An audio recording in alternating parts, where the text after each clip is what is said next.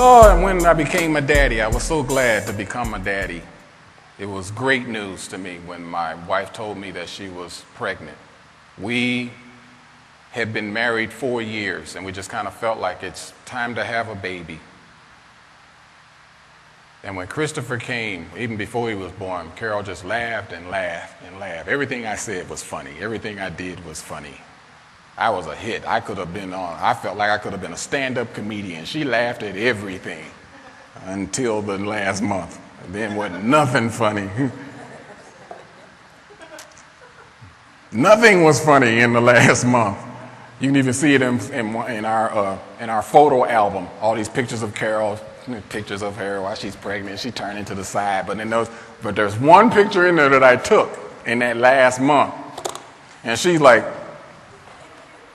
Lord, she was so mad. It was like, get that camera out my face. Nothing was funny in the last month.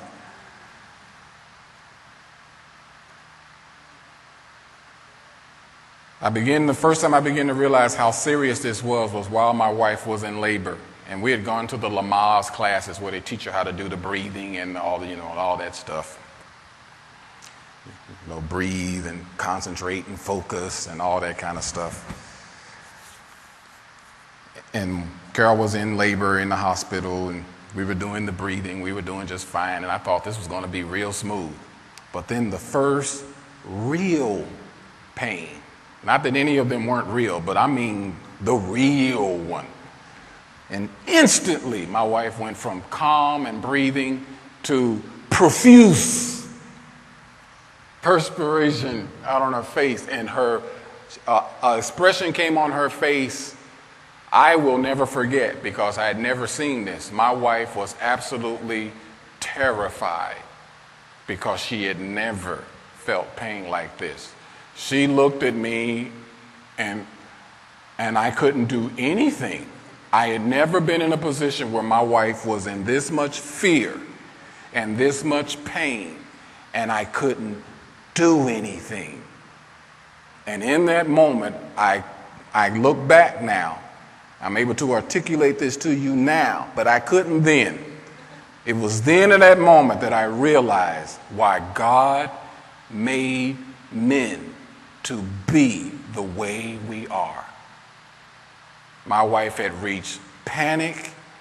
She had reached pain, fear, disorientation, all of it. And in that moment, it was time to either man up and help my wife or run screaming.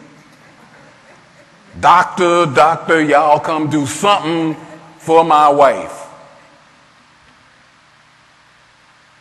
I'm telling you something very important, guys, because this is really what it all comes down to.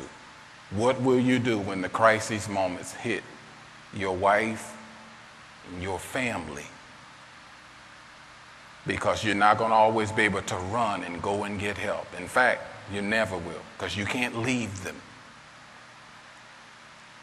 There's an anger, a righteous indignation that's in me about the spirit here in Harrisburg that has men running when their families are in pain and their wives are in pain and fear.